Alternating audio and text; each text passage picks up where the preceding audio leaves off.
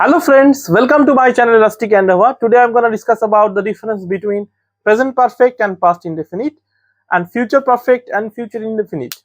So watch till end. তোমাদের আর কোনো রকম কোনো কনফিউশন এই ভিডিওটা দেখার পরে আর থাকার কথা নয়, তোমরা ভিডিওটা শেষ অবধি দেখবে। তো what is present perfect? Present perfect is subject has have plus V3 plus object. আর হলো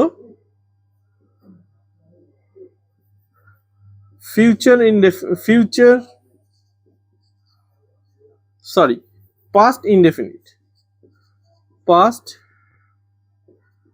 indefinite subject plus V2 plus object. What is the difference between present perfect and present past indefinite? Present perfect মানে আজকে কোনো ঘটনা ঘটেছে, ঠিক আছে, যার সঙ্গে বর্তমানের সংযোগ রয়েছে, বর্তমানের সংযোগ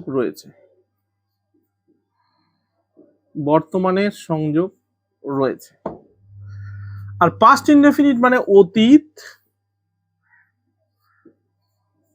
বর্তমানের কোনো সংযোগ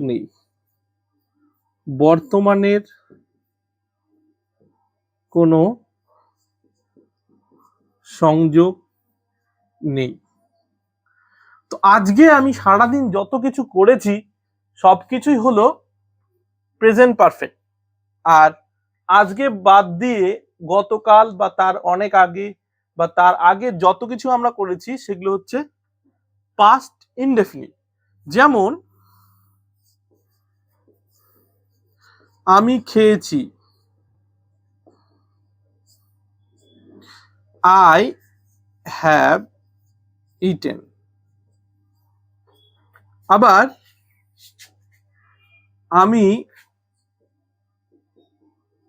খেয়েছিলাম, এটার মানে হচ্ছে আমি গতকাল খেয়েছি বা তার আগে খেয়েছি, আজকের সঙ্গে কোনো যোগাযোগ নেই।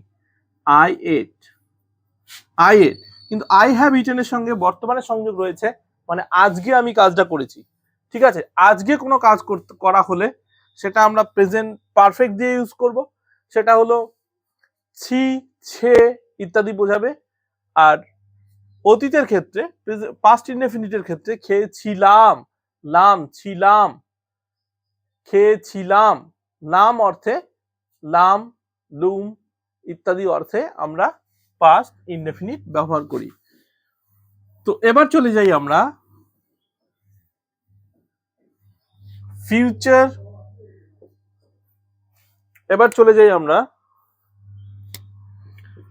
Future perfect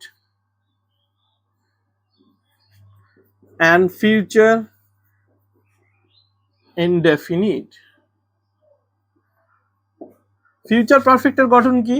subject shall, will plus have plus V3 plus object, subject plus shall বা will প্লাস অবজেক্ট। এটা কি বোঝাবে?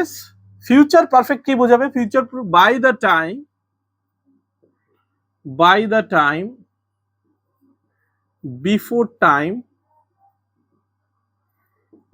অ্যান অ্যাকশন, মানে বাই দ্য টাইম কোনো সময়ের মধ্যে, বিফোর টাইম সময়ের আগে, বিফোর অ্যান অ্যাকশন কোনো ঘটনার আগে কোনো ঘটনা বোঝাবে। ফিউচার ইনডেফিনিট হচ্ছে ডেফিনিট টাইম বোঝাবে। যেমন I will write a letter tomorrow, এটা হলো ফিউচার ইনডেফিনিট। যদি আমরা বলি I will have written a letter by tomorrow, এটা হচ্ছে ফিউচার পারফেক্ট। আবার যদি বলি যে I shall reach at 5 p.m. I shall reach at 5 p.m. I shall reach, I shall have reached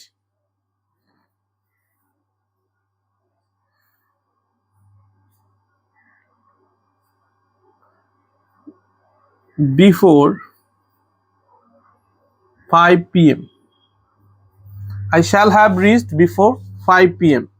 তাহলে কি হলো, আমি 5টার আগে পৌঁছবো আর আমি 5টায় পৌঁছবো, ঠিক আছে। তো বিফোর টাইম আর হচ্ছে ডেফিনিট টাইম, এটাই হলো পার্থক্য ফিউচার পারফেক্ট এবং ফিউচার ইনডেফিনিটের। তারপর আমরা একটা উদাহরণ দিচ্ছি, I shall reach the station at the evening. I shall have reached the station before she arrives. তো বিফোর শি অ্যারাইভস এই ঘটনাটা তার পৌঁছানোর আগে আমি পৌঁছাবো, তার আসার আগে আমি পৌঁছাবো, তাহলে এই ঘটনাটার আগে এই ঘটনাটা ঘটলো, তার জন্য আমরা এটাকে ফিউচার পারফেক্টে ব্যবহার করলাম। তো এই ছিল ফিউচার পারফেক্ট এবং ফিউচার ইনডেফিনিটের পার্থক্য। এই 4টে টেন্স সম্পর্কে সূক্ষ্ম পার্থক্য আমি আজকে ভিডিওতে আলোচনা করলাম। তোমাদের টেন্স সম্পর্কে বিশদে জানতে হলে আগের ভিডিওগুলো দেখো। যদি ভিডিওটি ভালো লেগে থাকে লাইক এবং শেয়ার করো, চ্যানেলে নতুন হলে সাবস্ক্রাইব করো। Thanks for watching till and, have a nice day.